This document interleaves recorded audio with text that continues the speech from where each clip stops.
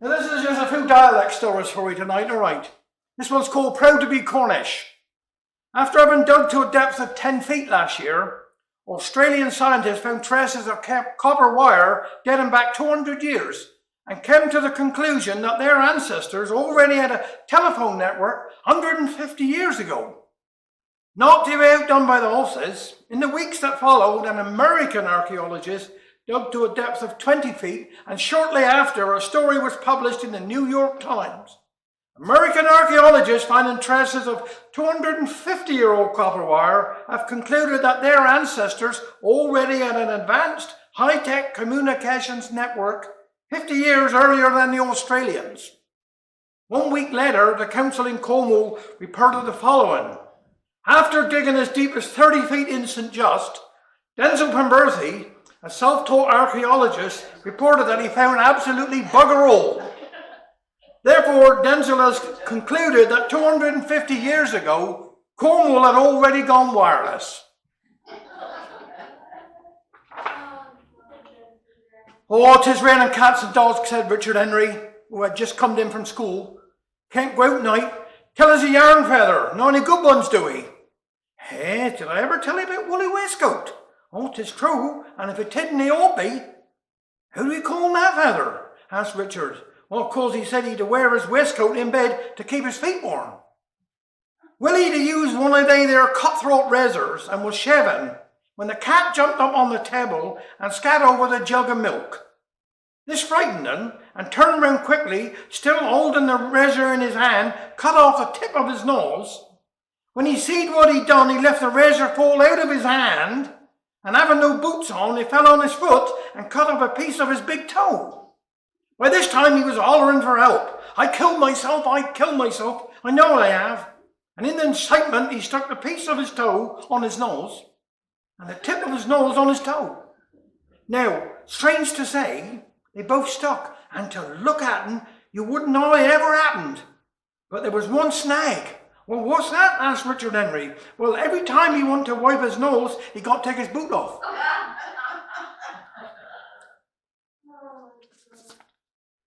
Oh, sorry boy, I'm sick, said Jan. My bloomin' head is thumping. I suppose a man as old as me shouldn't go for bungee jumping. But it started out by accident. In Newlyn, of all places. Coming home from pub, I missed the bridge and hung there in my braces.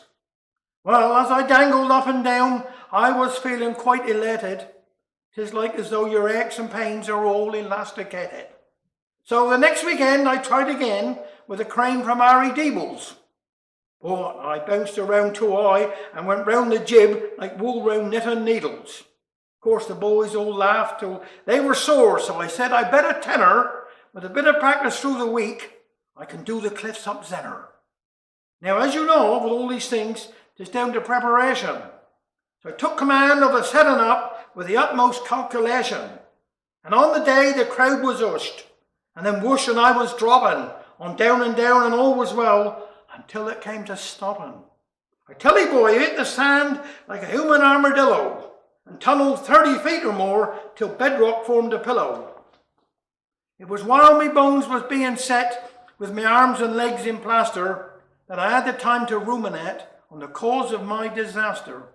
And then one day I worked it out. It was Europe's interference, their weights and measures men it was, who dented my appearance, because I never had quite come to terms with these kilograms and litres. See, I measured up the cliff in yards, but they sold the rope in meters.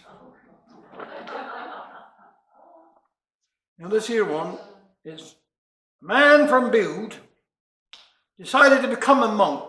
So he went to the monastery and talked to the head monk.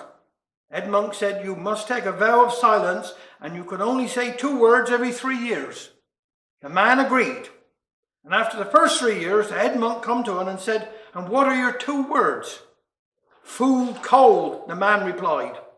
3 more years went by and the head monk come to him again and said, what are your 2 words? Robe dirty. The man replied. 3 more years went by, and the head monk come to him and said, and what are your 2 words? I quit, said the man. Well, the head monk replied, I'm not surprised. You've done nothing but complain ever since you got here.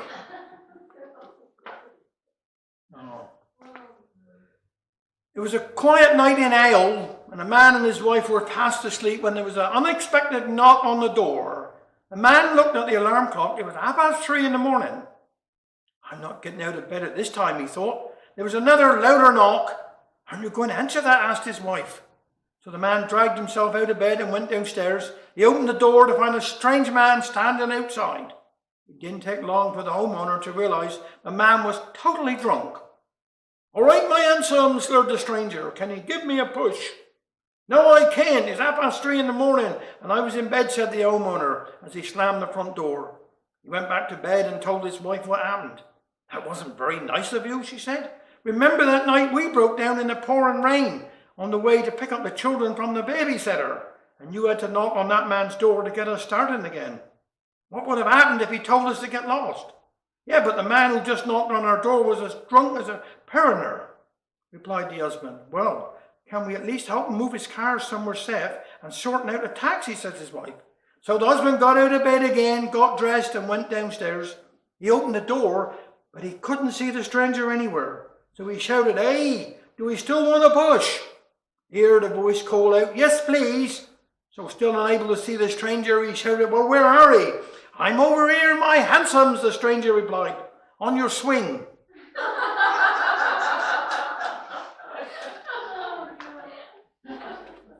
Now, relations.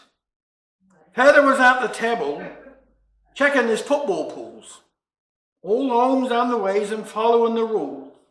Young Herbie came in through the door, all smiling and excited. "Hello," says Dad, "what's up with you? You're looking some delighted." "Oh, congratulate me, Dad," said Herb, "for I have found a love." "Well, that is handsome news," says Dad. "But who was he thinking of?" His son just pulled his ear and blushed, his voice all soft and gooey. "I asked for Fanny Jenkin. She'd live over Truey." His father's face was stony. "My answer must be no. You see, my son, it cannot be. I cannot allow it so." "Why ever not?" young Herbie said. "She's a handsome maid," he said. "Oh, tell me, Dad, what's wrong with her?" But father shook his head. "It's difficult to tell 'ee, boy, and me your father like, but it was when I was young and I had this here bike. I used to go over now and then to take a little ride, and once or twice I found myself over Truey side. And that is why I must explain my visits over Truey. She's sort of a relation, see, quite like a sister to 'ee." The boy accepted sadly this awkward fact of life, and soon he met another maid he felt would make his wife. He told his father proudly he fancied Liz Trethewey, and found again she must be cast aside, another sister to 'ee. The months went by and Herbie strayed, only to face more ruin, for Sissy Frances Overbreeg was like a sister to 'ee. Well, in despair, young Herbie sat, his head upon the table. He tried to joke a bit with Ma, but felt he wasn't able. "What's the matter, boy?" his mother said. "You're sickening, I don't wonder. You're tithing like an adder, boy, and your face is black as thunder." "I can't stand it, Ma," he cried. "My heart is gone on strike. And all because of father, he and his bloomin' bike. For every man I looked upon, be it Mousel or Trelister, my father's been there on his bike, and she's my bloomin' near my sister." But Ma was stiff with laughing. She hooted like a good un. "So, that's what 'tis upset you. Don't you worry, my old puddin'. You can wed the maid from Brigg and the one from over Truey, and don't you worry over Da. He's no relation to 'ee."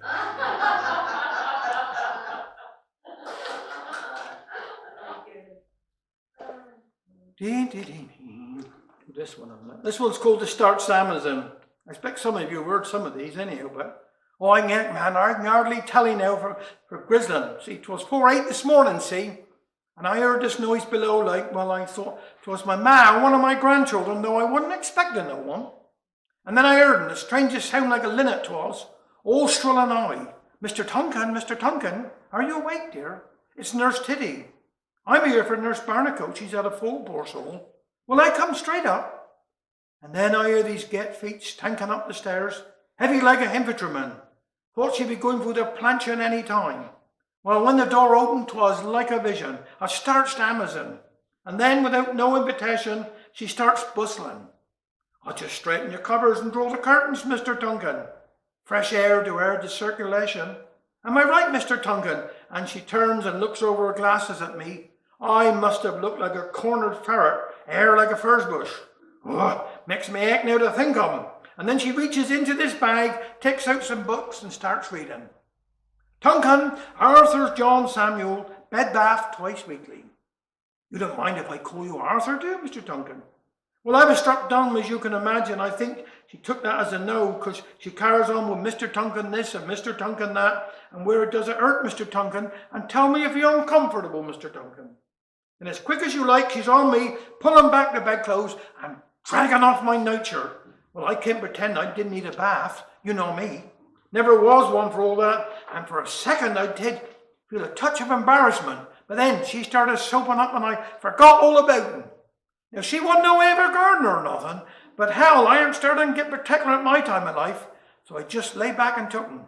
Imagine it, man, 1 minute you're sleeping like a baby, and the next an angel in an apron is smothering her hands all over me. I aren't religious, as you well know, so I know I wasn't in heaven, and I thank God for that, outside of missing. Well, she was prodding and pummeling and stroking me from my toes to my nose, and all the while paying me little compliments, all concerned like about my welfare. Arthritis is a terrible cross to bear, Mr. Tunkin, and you must miss Miss Tunkin terribly. Then with a final sluice down and a flannel behind the ears, she was gone as quick as she came. Well, I lay there a minute contemplating my good fortune and wondering what other delights the day had to offer, when it all of a sudden struck me that during all that time, all that care of coddling, sloshing and washing, I had not heard a single word to that dear woman. Well, I can tell you, I was up out that there bed, quicker than you could say knife, and over to the window. Nurse, I cried, wait. Here, nurse, I'm calling after, trying to keep from cracking up. I just wanted to say thank you. Oh, she did? Look at take me back. Oh, that's quite all right, Mr. Tunkin. Oh, part of the service, you know, says she. Then she's off again. Oh, there's just one thing. I'm calling after her. Yes, says she. What is it, Mr. Tunkin? Well, you see, I aren't Mr. Tunkin. He's a miserable old bugger lives next door.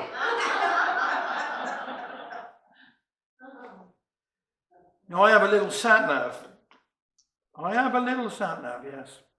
I have a little sat-nav. It sits there in my car. A sat-nav is a driver's friend.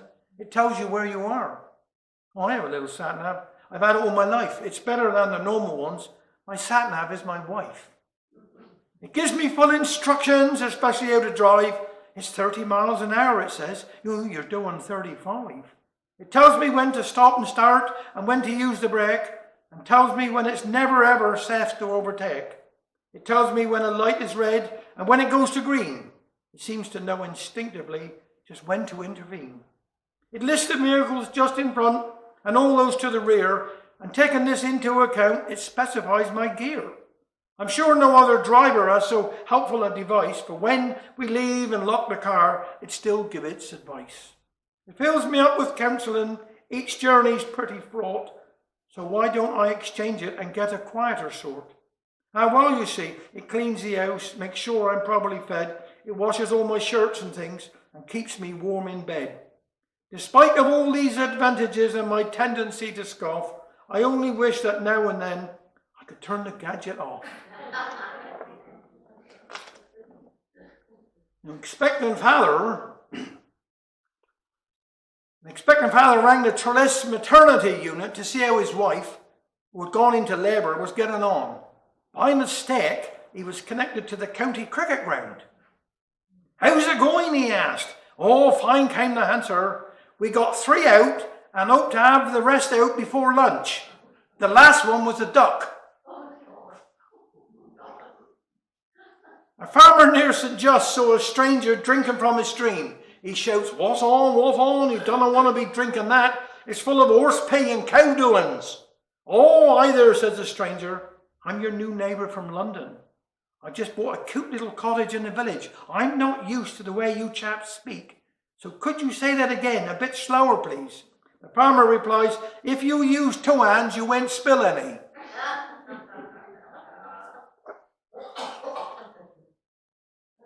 Now, this one's called Shiny Balls. This is a Christmas one now. You've heard this one. Christmas one, yeah. Anyhow, Christmas was coming, so Mother baked the cake. Mixing ingredients up took bloomin' hours to make. The fruit had plumbed up handsome, no dipping in the middle. Now was the time to decorate, which mother thought a fiddle. She rolled the marzipan around and ice alone on top. Did you get the shiny balls, says Dad. No, sold out up the shop. But I got a Father Christmas and a little snowman too. I'll wrap a pretty ribbon round and that will have to do. But Father was insistent. We got holly on the walls, but we can't have a Christmas cake without the shiny balls. And we got all the family coming for the whole of Christmas Day. No shiny balls upon the cake. We must get some today. Ma wiped her eyes in her penny. The tears were streaming down. Oh, you do something, Father. Take the car and try in town. So Dad went up Bill's garage. He had to fill the tank. Says Bill, oh, you're looking muggy. Have someone robbed your bank? No, it's the wife, says Father. She's home there in some tear. No shiny balls upon the cake. Can't get none anywhere. I'll tell you what, says Bill. From the desk where he was sat, I got these small ball bearings. Can he substitute with that? Oh, it's worth a try, says Father, and he took them in his hand. Ma washed and placed them on the cake. My God, that's looking grand. The children, they were watching at all that had occurred. Now, kids, this is our secret. Don't say a bloomin' word. On Christmas Day, the family came. They all arrived by noon. Mother had prepared a goose. They'd all be eaten soon. And later, all were snoring while Mother laid out tea. Mince pies, a saffron cake and splits, the cake for all to see. They listened on the radio, the speech made by the Queen. She'd done a proper job, they said. It was a happy scene. No mishap came at tea time. The trifle disappeared, and several slices of the cake, the moment Father feared. They sat there in their paper hats, the firelight on the walls, and Father thinking of the fuss about the shiny balls. For he was grinning quietly while many yarns were swapped, how they'd survived disaster, for they were nearly caught. And Ma was chatting quite relaxed and sitting quite unwary, till Grandma bent to poke the fire and shot the poor canary.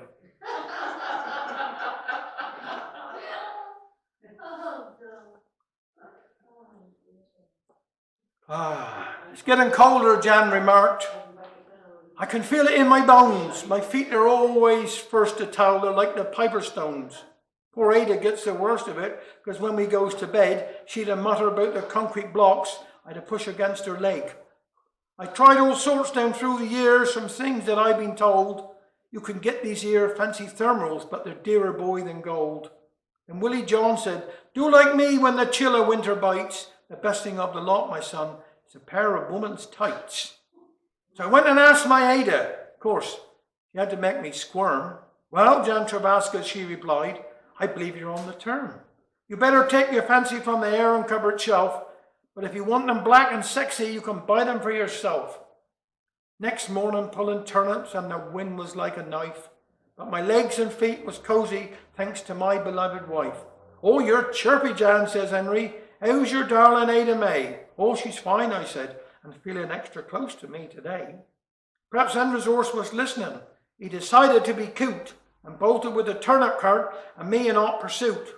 Well, as he done a racing turn, I heard the tailgate crack and 50,000 turnips come flying out the back.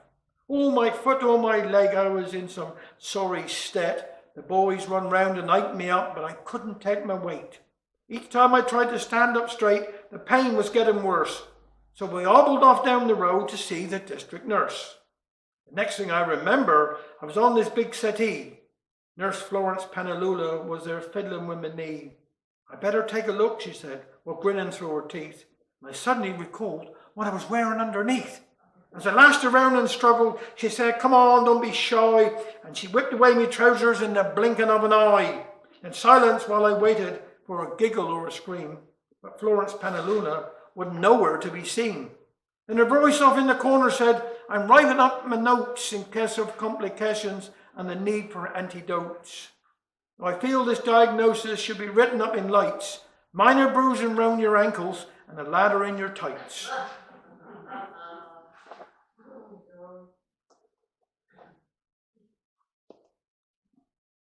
We all right yet? Yeah. This one's called The Cabbage. Mrs. Stone prepared the meal. Oh, I haven't got no beans. Dinner isn't nothing if you haven't got no greens. She called to Winnell Henry. Go down the garden, Willie. I need a cabbage, dear, she said. Ain't got enough to filly. With knife in hand, Bill Henry sped out through the kitchen door, and from that moment Mrs. Stone seen her man alive no more. 5 minutes passed, she fussed about. Why, where's he gone to now? He just had to cut a cabbage. Don't take this long, I vow. 5 minutes more and she was off, and there she found her man beside the cabbages lay dead upon the ground. Of chapel at the funeral, they tended to her needs. A neighbour paused to speak to her there in her widow's weeds. Poor Mrs. Stone, what did he do in such awful times as these? Well, what could I do? She wiped her eyes. I opened a tin of peas.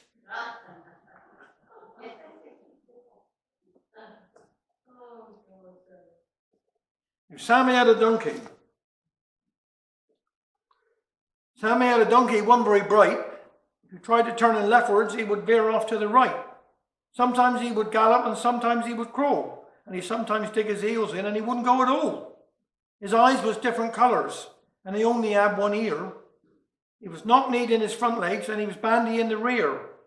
His teeth was broke and busted from chewing on a slet, and his tail was short and stumpy where he pinching in the get.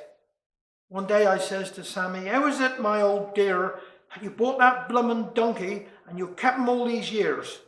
I tell you how it is, he said, and pointed to his wife. We'd a reckoned that there animal have saved our married life. 'Cause I'm nothing much to look at when all is said and done. Me face was slapped together when the Lord was having fun. And my beloved missus, she won't never tell a lie, so I wouldn't pay her compliments for fear of her reply.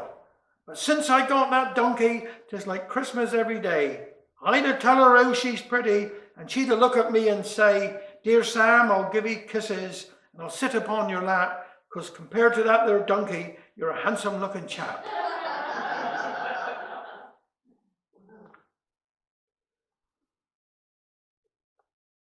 This one's going church. Mother and father were sitting to the kitchen table. They were waiting for boy Richard Henry to come down from bed. I don't believe that boy is well. I heard him moving about in the night. Besides, he'd been cold twice. Didn't like he told, said father. You know what happened yesterday when I took him up chapel, says mother. We only got to the first hymn when he said he was feeling sick. I told him to run out long, and if he's feeling better, come in again. And if he's worse, go on home. Well, we didn't finish that hymn afore he was inside me again. Hell, I said, you made S. Yes, said he. I found a box in the chapel porch marked for the sick. I ain't feeling too good myself, said mother. I walked too far, I did. Last night I went up Trancrom and wasn't I thirsty. I stopped and asked a woman what to keep a little small holding for a cup of drink. Oh, will you have a drop of milk, she asked. Oh, yes, said I. Thank you very much. So she brought out some milk in a small bowl. I thought it was some funny drink from a small bowl, but then I was chagging. After a while, a little pig come up and started rubbing up against my legs. Dear little thing he was. I said, do we think that little pig to know me? I've been up here heaps of times. Don't know about that, replied the woman, but he do know that's his bowl.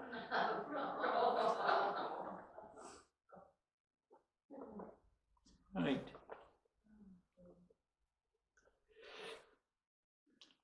Let's do this one here. I'll do the horse one. A young man called Decky had been away from home and living on an island for several years. He decided to return and wrote to his father asking to meet him on the railway station and to be sure and bring the horse as he had heavy luggage. When he arrived, there was no one to receive him, but he saw a man he knew and he's one of his old neighbours and asked him if he'd seen his father with the horse. Oh, I come to tell you the horse is dead. Dead, yes? Yes, he died frightened in the fire. What fire? Asked Decky. Well, your home was burnt to the ground, replied the neighbour. Well, that's sad news, but where's father? Oh, he's dead too. Caught a cold at the funeral. What funeral? Your mother's. Well, home gone, father gone, mother gone. Bad as bad can be. No, you haven't heard the worst part of them yet. What can that be? The rents have gone up. Times have changed, said father, but not the people. I can remember when 'twas some hansom to go up Camborne Saturday night. Sure see someone you'd know, and the shops was open till 11 o'clock. I was there one night when everybody was rushing up top of Tallywarren Street. I soon found out what 'twas the matter, said Feather. A donkey had tumbled down dead. Now everybody had seen scores of living donkeys, but they'd never seen a dead donkey afore. What made matters worse, the donkey was lying across the tram lines, and the tram going Druce was held up. It was the driver ringing the bell that brought the policeman, who was down in the market having a bit of a chat. What's on here, said the policeman. He wanted to know as he took out his notebook. And how did it happen? He asked the owner of the donkey. Oh, I don't know, was the reply. I've seen him do lots of funny things, but I never known him do this before. Well, said the policeman, unhitch him and get a long piece of rope. This they did and tied him to the poor old donkey. They all catch hold of the rope and pull. Are you all ready? There was some long line of men. They would have made a handsome funeral procession as they pulled the poor old donkey down the street. Turn into Gas Street, shouted the policeman. Upon that, a very large gentleman asked the question, what's the idea of making we pull all the way down here? Just like you see it, replied the policeman. I got to put down in my report where the donkey was found, and I can't spell Tallywarren Street. You can spell Gas Street, you see. I've done that one right. Well, we survived the siege, yes, the snow, I mean. We thought we hadn't bad down here in Newland, but it was nothing to what they poor souls up country had, and I mean they that live up Cameron and beyond. We had snow sure enough, but what kept we isolated was a freezing cold wind, easterly it was, that froze up all the pavements. The roads was clear enough, buses running throughout. But what was the use of that if you were risking life and limb to get to the bus stops? Still, Alfred and me took what they call a window of opportunity and managed to get across the road and stock up with enough meat and vegetables and that sort of thing so that we could sit it out. Damn cold it was though, wasn't it? I'd done a bit of washing one day, hung it out under the linny to dry, and it froze like soldiers right away. Alfred went out to get a couple of logs for the fire and got scat round the ear hole with the leg of one of his own long underpants. Boy Michael come in with a bag of logs for us because he was afraid we were going to suffer with this here hypothermia. Goss on with you, I said to him. We'll rail snug, especially at night. We had to go to bed with a duvet on us, 3 blankets, and 2 hot water bottles. I made plenty of licky broth and stew as well. Mind, there was one day when there'd been enough sun to melt some of the ice, so we took another opportunity to go for a bit of walk. Well, I was beginning to feel like a kipper, with Alfred sitting there by the fire all day long, smoking his dirty get pipe. I decided that we needed fresh air in our lungs, so we went overlong towards the prom. We thought we had a bit more shelter from the easterly wind if we went along the lanes. We were doing very well until we come across a get patch of ice, and we were debating whether to turn back or no. When I heard this little family coming along, I heard the mother say to the children, we must help these poor old souls like they 2 old people ahead of us. When they come up and asked us if they could see us over the ice, I felt as old as Methuselah. We were glad to bit of help, and when we thanked them very much. But when they got out of earsight, I garmed, poor old souls, I ain't going to be called that no more. We're going to make a revolution to get ourselves fit. Don't you mean resolution, Sarah Ann, said Alfred. No, I said, because it would take a revolution to get you off your backside to exercise. No more sleeping by the fireside with the Western Morning News in the afternoons for you, my son. We're going to take a walk every day. Oh, he crumbled. I wonder you don't suggest we don't go down that gym place over the harbour. Don't be so daft, Alfred, I said. You got too big a belly and I got too big a behind trying to get into any of their tight-fitting legging things that they'd wear. Both of us decide too much to go exposing ourselves. Now we'll take a walk as I decided. You cut down on your baccy and I'll cut down on the nicey. We might be oldie, but we're going to be fit. Well, Alfred didn't look very happy, and I heard him muttering something like dictator. But like I said, we survived the snow, but we can't go for no walk day because it's hinting down with rain and blowing a gale. So Alfred is sleeping under the Western Morning News. Seems we're all back to normal again now.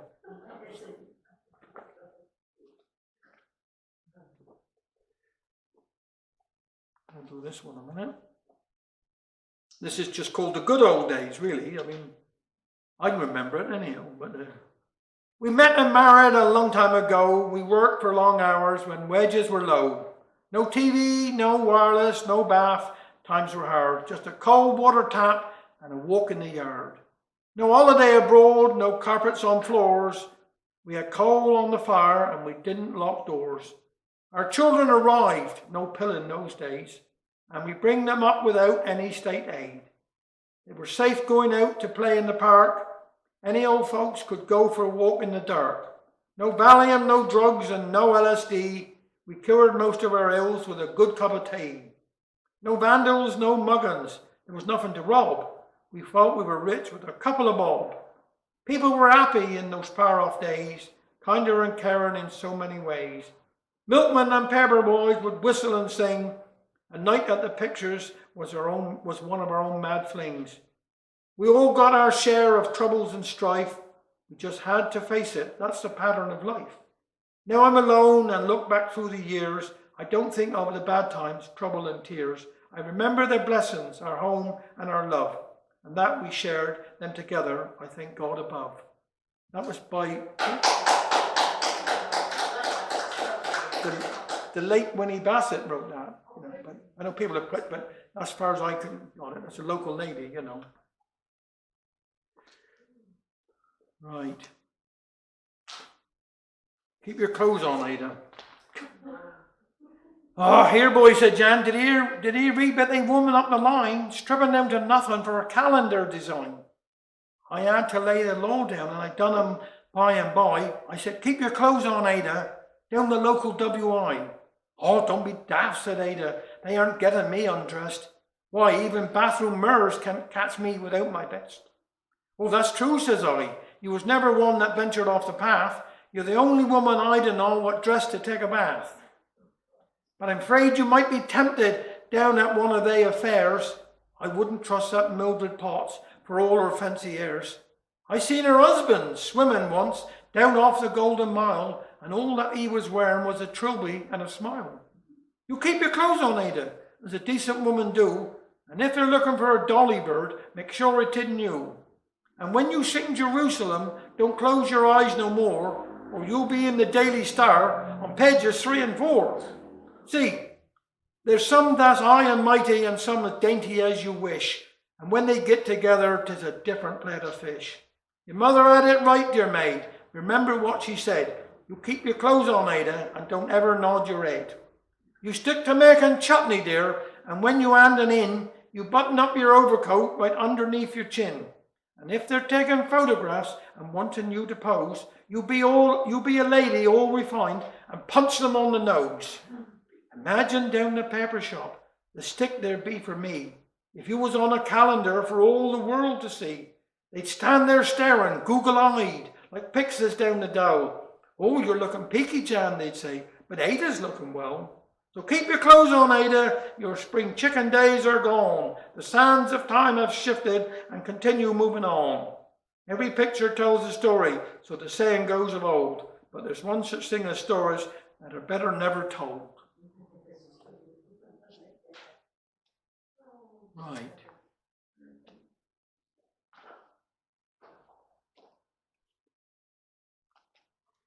This one's about a mermaid. When Jan was but a fledgling youth, attachment-free and single, he found a mermaid in the rocks by Marizine Shingle. Oh, hello, says she. How do, says Jan, by way of introduction. And as they talked, his heart succumbed to her scaly skin seduction. He wrapped her in his duffel coat for warmth and ease of carriage, and took her home, already lost and contemplating marriage. He placed her in his old tin bath, at which she purred with pleasure. Oh, I had a scrub last month, he said. You can stay there at your leisure. Fish fingers do for he asked. Her lipstick turned to lather. How could you, Jan? She snorted back. It'd be like eating feather. She preened and posed and splashed and cooed, secure in her position. Well, Jan was like a headless chick, so pure was his submission. Her every whim was his to serve, from wine to bathing lotion. I'm coming, my dear, he'd say, with absolute devotion. It was just as though she'd royal blood, while he was but a peasant, and in this vein he saved his cash to buy his love a present. One day he handed her a box with bashful obligation. For you, he said, a little treat to show my admiration. She peeled the wrapping off the box then glowered disbelieving. In acetone she said, "That's it, go get my coat, I'm leaving. You took me in, you fed me well with herringbones and kippers, but what's a mermaid supposed to do with a pair of carpet slippers?"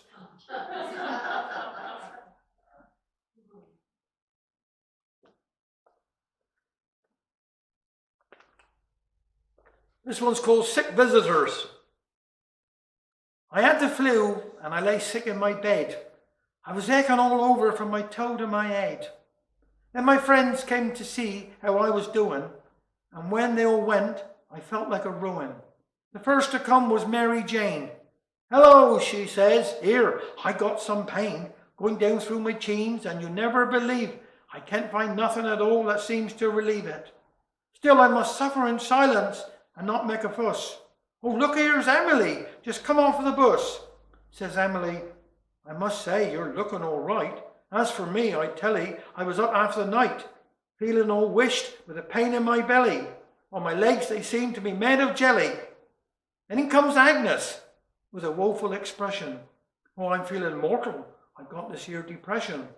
That comes when I've a lot of housework to do. You ought to be thankful you've only got flu." Said Edith, "I'm under the doctor's